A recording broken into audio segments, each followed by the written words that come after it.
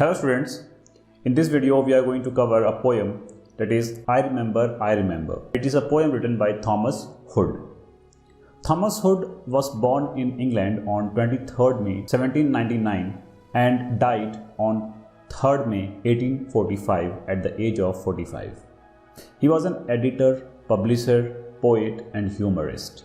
ठीक है, तो he worked as an editor, he was a publisher, he was a poet and he was a humorist by profession. ठीक है, when he was in the school, his writing talent was noticed by his master and was encouraged by.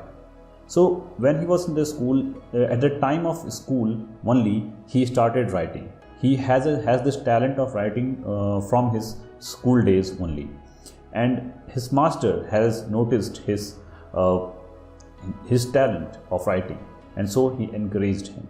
Okay? And some of his famous work are Bridge of Sighs, The Song of the Shirt, The London Magazine, Athenaeum, Punch. Okay, so these are some famous work of his. So what about the poem? The poem is written in autobiographical tone, and the poet here remembers his childhood days. ठीक है, तो poet जो हैं वो अपनी childhood days को remember करते हैं, अपनी याद कर रहे हैं अपनी चाइल्डहुड डेज को, and he is comparing his childhood days with the adulthood days. ठीक है, हिज प्रेजेंट डेज एक्चुअली. तो जो उनके प्रेजेंट डेज हैं उसको वो अपने चाइल्डहुड से कंपेयर कर रहे हैं. ठीक है, अपनी चाइल्डहुड से कंपेयर कर रहे हैं, and this is the theme of the poem. ठीक है, तो what he feels while comparing the childhood and adulthood, that is what we are going to see in the poem. I remember, I remember. Title itself says the poem is about childhood or about old days. ठीक है, about past, मतलब past or old days.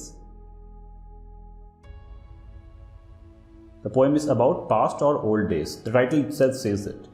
And Thomas Hood is the poet of the poem. So in the first stanza, I remember, you can see that all the stanzas in this poem are starting with this line, the title of the poem only, and that is I remember, I remember. Okay, so in all the stanzas he is actually remembering, he is actually trying to recall what are the past days or childhood days he has spent. ठीक है, and he is going to compare it with the present days. So in the childhood days, the house where I was born, the little window where the sun came peeping in at morn, he never came a wink too soon, nor brought too long a day, but now I often wish the night had drawn my breath away. Now what happens here, that he is remembering the house where he was born. वो जिस जगह पे, जिस घर में उनका जन्म हुआ था उसको याद कर रहे हैं, and he is remembering that how the sunlight used to come to his room through the window. ठीक है, जैसे उनकी विंडो, उनकी खिड़की से कैसे जब सुबह होती थी, मॉर्निंग होता था, तो कैसे सन का जो लाइट था वो खिड़की से होते हुए उनके घर के अंदर आता था. ठीक है, केम पीपिंग इन एट मॉर्न, मतलब वही है कि सनलाइट जो है वो किस तरीके से उनके घर के अंदर आता था. पीप का मतलब होता है झांकना. तो यहाँ पे ऐसा लगता है उनको, वो बोल रहे हैं कि जो चाइल्डहुड डेज में जब वो इमेजिन करते हैं तो ऐसा लगता था जैसे वो सनलाइट जो था उनके खिड़की से पीप करता हुआ उनके घर में आता था. ठीक है, so he never came a wink too soon, he never came a wink too soon nor brought too long a day. ठीक है, तो यहाँ पे किसके बारे में बात हो रही है, यहाँ पे सन के बारे में बात हो रही है. जो सन है वो ना ही ज़्यादा टाइम लगाता था आने में. विंक का मतलब यहाँ पे है उगना, यहाँ पे जो सूर्य उगता है, जो राइज होता है, उसको यहाँ पे विंक कह रहा है. तो यहाँ पे बोल रहा है पोएट, यहाँ पे ये बोल रहे हैं कि जो सन है उसको ना ही मॉर्निंग में आने में टाइम लगता था और ना ही उसको शाम को इवनिंग में जाने में टाइम लगता था. ठीक है, तो यहाँ पे मॉर्निंग की बात हो रही है. ठीक है, और यहाँ पे इवनिंग की बात हो रही है. ठीक है, when the sun sets and when the sun rises. तो जब सन राइज होता है तो उसका भी टाइम फिक्स है, और जब सन सेट होता है तो उसका भी टाइम फिक्स है. यहाँ पे मॉर्निंग में सनराइज की बात हो रही है, तो यहाँ पे सनसेट की बात हो रही है, ठीक है। तो पोएट इज सेइंग कि सनराइज और सनसेट दोनों का टाइम जो है वो फिक्स है, उसमें कोई भी डिफरेंस नहीं है, वो कभी चेंज नहीं होता, इट्स ऑलवेज अ रूटीन, ठीक है। But now I often wish the night had borne my breath away, he wish that his breath would have carried away by the night, ठीक है, in those old days. That means he do not want to live any more, he thinks that he wants to die, ठीक है, because his current life, his current adulthood is not as good as the childhood was, ठीक है। तो उनके बचपना जो था, उनके बचपने में जो टाइम था वो इतना अच्छा अब नहीं है, so he thinks that he wants to die, और वो इमेजिन करते हैं, वो विश करते हैं, he is wishing that the night would have carried his breath away। breath away का मतलब यहाँ पे है डेथ, ठीक है, और बॉर्न का मतलब होता है कैरी करना, कैरी, ठीक है।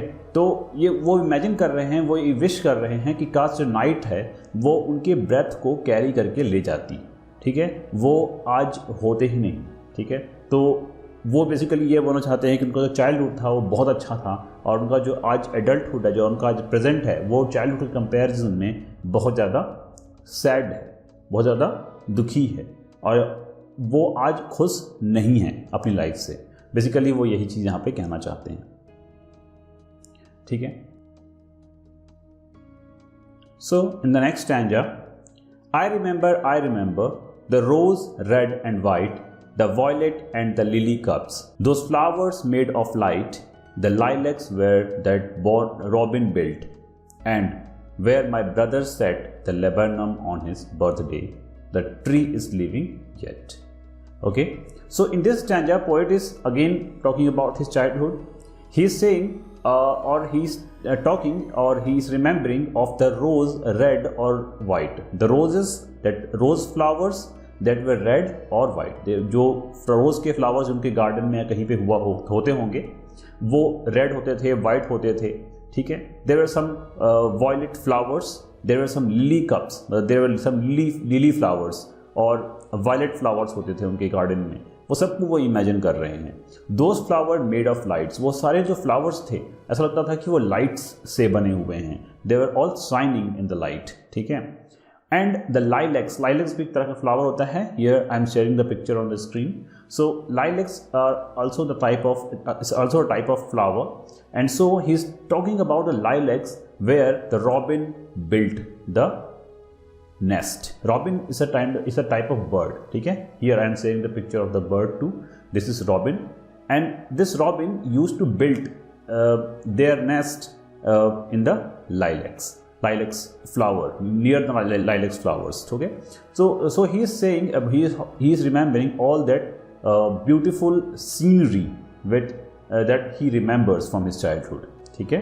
जो अपनी चाइल्डहुड से वो जितनी भी जो उनकी बचपन की यादें हैं, बचपन की जो सीनरी हैं, जो उनके सामने जो हमेशा आती रहती हैं, उसको याद कर रहे हैं वो, ठीक है, जिसमें बहुत सारे कलरफुल फ्लावर्स हैं। बेसिकली आपको ये याद रखना चाहिए कि वो अपनी लाइफ बचपन की वो यादें याद कर रहे हैं जिसमें सब बहुत सारे कलर्स हैं, ठीक है।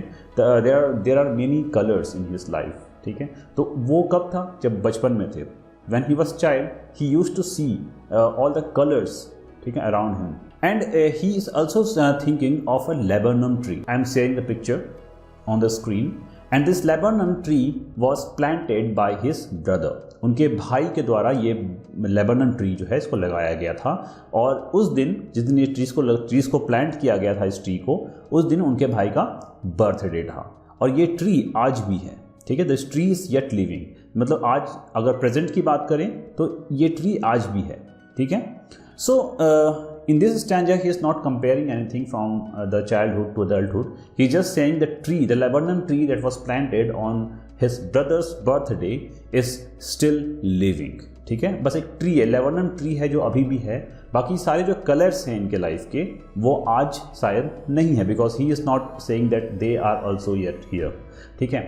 So but he is remembering what? He is remembering about the colors that he used to observe when he was a child, ठीक है। In the next stanza, I remember where I was used to swing and thought the air must rush up as fresh to swallow on the wings. My spirit flew in feathers then, that is so heavy now, and summer pools could hardly cool the fever on my brow. ठीक है, सो यहाँ पे भी poet again he is again remembering his childhood, the place where he used to swing, मतलब जहाँ पे वो झूला झूला करते थे उस जगह को याद कर रहे हैं. he is remembering the place where he used to swing. Okay, तो here also he is remembering, and he is remembering about what? He is remembering about his about the place where he was swinging. ठीक है, जहाँ पे वो झूला झूला करते थे, यहाँ पे उनका झूला था, वहाँ पे वो उस पर बैठते थे, उस पर झूलते थे बहुत काफ़ी समय तक. ठीक है, वहाँ के नेचर को एंजॉय करते थे. ठीक है, वहाँ के जो फ्रेश एयर है उसको एंजॉय करते थे वो. ठीक है, और वो जो फ्रेश एयर है जब उनके ऊपर आता था तो वो उस चीज़ को उसके जेंटलनेस को फील कर सकते थे वो चीज़. और वो जो एयर था वो इतना ज़्यादा हल्का था. ठीक है, लाइक अ विंग्स. ठीक है, और वो ऐसा फील करते थे जैसे वो हवा में उड़ रहे हैं, फ्लोट कर रहे हैं. He is like swinging in the air. ठीक है, विद द विंग्स, जैसे उनके पास पंख हों, ऐसा उनको लगता था, ऐसा वो फील करते थे. My spirit flew in feathers then, उनकी जो स्पिरिट थी, उनका जो मन था वो बिल्कुल हल्का होता था. ठीक है, बहुत हल्का कहने का मतलब है हैप्पी होता था. ठीक है, ऐसा जैसे कि किसी फेदर की तरह हल्का होता था, किसी पंख की तरह हल्का होता था, किसी बर्ड के पंख की तरह. ठीक है, इतना हल्का होता था वो, और वो हवा में फ्लो करता था. ठीक है, that is what he is saying here, and that is so heavy now. अगर यहाँ पे फिर कंपैरिजन की बात हो रही है प्रेजेंट टेस की.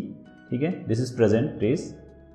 तो now he is what he is comparing his present day, his adulthood, that he is saying that now his spirit is heavy. अब इनका स्पिरिट जो है हैवी हो चुका है. अब वैसा इनका स्पिरिट हल्का नहीं, जैसे इनकी स्पिरिट जो थी वो चाइल्डहुड में हुआ करती थी. और now the summer pools could hardly cool, जो समर के जो स्विमिंग पूल्स होते हैं जहाँ पर वो स्विमिंग करते थे, ठीक है, वो भी अब आज के डेट में, आज एडल्टहुड में इनको कूल नहीं कर पा रहा है, उनके मन को शांत नहीं कर पा रहा है, उनको ठंडक नहीं दे पा रहा है. ठीक है, तो बेसिकली कहने का मतलब है कि ये सारी चीज़ें वो बचपन में इंजॉय किया करते थे, लेकिन now he is not able to enjoy that thing. ठीक है, मतलब बचपन में हम क्या होता है, छोटी छोटी चीज़ों को इंजॉय करते हैं. ठीक है, जो स्विंग्स हैं वो उसको वो इंजॉय करते थे, वहाँ पे जो हवा चल रही थी उसको इंजॉय करते थे, वो बहुत ही हल्का फील करते थे उस समय. ठीक है, हल्का कहने का मतलब है बहुत खुश फील करते थे अपने आप को. लेकिन now he is not feeling that happy, he is feeling heavy. Heavy का मतलब है यहाँ पे सैडनेस. आप ऐसा बोल सकते हो कि हैवी का मतलब है सैडनेस. और यहाँ पे जब हल्का होने की बात होती है, मतलब लाइट होने की बात होती है, फ्लू करने की बात हो रही है, इसका मतलब यू आर हैप्पी. यहाँ पे हैप्पी का यहाँ पे एक्सप्रेशन दिया गया है इन this way, in the poetic form. And heavy का मतलब है सैड. तो now he is sad, he can not enjoy all the things that he were enjoying when he was child. ठीक है, तो जब वो बच्चे थे, जब वो एंजॉय करते थे जिन सारी चीज़ों को, वो आज वो एंजॉय नहीं कर सकते हैं. ठीक है, आज उनकी फीवर, मतलब उनकी दुख को, बेसिकली ये जो चीज़ है, ये जो समर पूल है, ये जो एयर है, ये आज उनके दुख को कम नहीं कर सकता, बिकॉज आज ये उन सभी चीज़ों को एंजॉय नहीं कर सकते बिकॉज ऑफ हिज एडल्टहुड. ठीक है, एडल्टहुड जैसा मतलब, जैसे कि एडल्टहुड का मतलब क्या होता है, बेसिकली बर्डन. ठीक है, तो अब उनके लाइफ में इतना बर्डन आ चुका है कि अब उन सभी चीज़ों को वो एंजॉय नहीं कर पा रहे हैं. नाउ इन द नेक्स्ट और last stanza, I remember the fir trees dark and high. I used to think their slender tops were closed against the sky. I was a childish ignorance, but now it is little joy to know I am further off from heaven than when I was a boy. ठीक है, so in this stanza, in the last stanza, poet is again remembering, ठीक है, that the childhood. ठीक है, and he is saying that he remembers the fir trees dark and high. Fir tree होता है, मैं यहाँ पिक्चर शेयर कर देता हूँ स्क्रीन पर. This is the for tree. तो फर ट्रीज़ को वो इमेजिन कर रहे हैं कि वो बहुत ही घना होता है और बहुत ही ऊंचा होता है, तो इसलिए वो पोएट उसको इमेजिन कर रहे हैं कि जो फर ट्री है वो कितने डार्क और हाई होते थे. I used to think their slender top, मतलब उनका स्लेंडर मतलब यहाँ पे जो टॉप था उसको वो देखते थे ऊपर, तो वो इमेजिन नहीं कर पाते थे कि वो कितने ऊपर तक गया है. मतलब ही can not see the top, ठीक है, कितना ऊंचा है वो, इसलिए यहाँ पे स्लैंडर टॉप कहा गया है, मतलब कि क्लियर नहीं है, ठीक है। तो I used to think their slender tops were close against the sky, ऐसा लगता था कि वो जो टॉप है, उस ट्री का जो टॉप है वो आकाश को छू रहा है, ठीक है, आकाश के अंदर तक कहीं जा रहा है। He can not see the top और the end of the tree, ठीक है, that is what he is saying. Obviously this the imagination of a child, वो एक बचपन की यादें बता रहे हैं। तो जब बचपन में जब उस ट्रीज को देखते होंगे तो वो ऐसा फील करते होंगे, लेकिन नाउ एट द एडल्टहुड और now at the present he must be not feeling that thing that he was feeling at the childhood, ठीक है। तो मतलब बचपन में जो वो चीज़ जो फील करते थे उस ट्री को देख के, आज हो सकता है वो चीज़ वो फील ना कर रहे हों, ठीक है, क्योंकि वो बड़े हो चुके हैं। अब उनका पर्सपेक्टिव, उनका जो देखने का नज़रिया है वो बदल चुका है। तो आज जब वो उस ट्री को देखेंगे, उसी फर ट्री को देखेंगे, तो आज वो चीज़ फील नहीं करेंगे जो बचपन में फील कर रहे थे। तो this is what he is saying, ठीक है। यही चीज़ पूरे पोएम का थीम ही यही है कि जो बचपन में हम जो फील कर रहे थे वो आज अब बड़े होने के बाद हम फील नहीं कर पा रहे हैं उसी चीज़ को देखकर। तो that is what he is saying here कि the fir trees dark and high and I used to think their slender tops, मैं उनके ऊंचाई को देखकर उनके बारे में सोचा करता था, उनको इमेजिन किया करता था, सरप्राइज होता था उसको देखकर। Were close against the sky, और जो उनके जो टॉप थे वो बिल्कुल आकाश को छू रहे होते थे। It was a childish ignorance but now it is little Joy, वो जो था वो जो मैं फील करता था वो एक चाइल्डिश इग्नोरेंस था। That was a childish ignorance. आज खुद वो बोल रहे हैं कि वो जो चीज़ मैं फील करता था वो एक चाइल्डिश इग्नोरेंस था, ठीक है, that was just a childish thing. लेकिन वो सब चीज़ जो था वो एक्चुअली में ऐसा नहीं था, बट बचपने में हम लोग ऐसा फील करते थे। But now he is not feeling that, now he is not getting the Joy from those things. अब उनको खुशी नहीं मिल रही उस चीज़ को देखकर जो खुशी उनको बचपन में मिला करती थी उस ट्री को देखकर। To know I am further off from heaven than when I was a boy. And now he is saying, these two lines are very important here. He is saying that at the time when I was a child, I was close to heaven. मतलब मैं स्वर्ग के काफ़ी पास होता था, लेकिन अब जब मैं बड़ा हो चुका हूँ तब मैं उस हेवन से दूर जा चुका हूँ, मैं उस स्वर्ग से दूर जा चुका हूँ, ठीक है, क्योंकि मैं अब वो खुशी, वो चीज़ें इंजॉय नहीं कर सकता जो मैं बचपन में इंजॉय करता था। You can simply take it to your life to understand this poem, ठीक है। आप अपने बचपन को याद करो, बचपन में सभी चीज़ें कितनी ईजी होती थी, हर चीज़ जो हम चाहते थे वो हो जाता था, हम किसी से कुछ मांगते थे मिल जाता था, ठीक है। लेकिन जैसे जैसे हम बड़े होते हैं हम हमारी जो वो लाइफ में हर चीज़ मिलने वाली बात होती है ना वो ख़त्म होने लगती है। हर चीज़ जो हम छोटी छोटी बातें एंजॉय करते हैं वो कहीं ना कहीं ख़त्म होने लगती है, ठीक है। लाइफ में बर्डन्स बढ़ने लगते हैं, रेस्पॉन्सिबिलिटीज़ बढ़ने लगती हैं, ठीक है। हम खुद के बारे में, सोसाइटी के बारे में, लोगों के बारे में सोचना शुरू कर देते हैं। तो इस वजह से क्या होता है, हम कहीं ना कहीं वो अपनी आसपास की जो चीज़ें हैं उसको एंजॉय नहीं कर पाते। And this is the theme of the poem, ठीक है। पोएट भी बेसिकली यही चीज़ बोलना चाहते हैं यहाँ पे कि बचपन में जब थे तब किसी तरह का कोई बर्डन नहीं था, किसी तरह का कोई टेंशन नहीं था, हर चीज़ हमारे हिसाब से होती थी, तो हमें उस समय हर चीज़ एंजॉय करने मिलता था। हम जिस चीज़ को भी देखते थे, जिस चीज़ के साथ भी टाइम स्पेंड करते थे, हम उस चीज़ को एंजॉय करते थे। लेकिन आज जब हम बड़े हो चुके हैं तब हमारे पास बहुत सारे रिस्पॉन्सिबिलिटीज़ हैं, बहुत सारे काम हैं, हमारे पास टाइम ही नहीं है कि हम अपने आसपास की चीज़ों को, छोटी छोटी चीज़ों को देखकर एंजॉय कर सकें। तो this is what the poet is here trying to say, ठीक है, थ्रू दिस पोएम, ठीक है। तो in this way the poem is completed. And I think, I hope you all have understood it. And if you have any doubt, if you have any question, you can comment me in the comment box. And this way, we'll be signing off. Goodbye.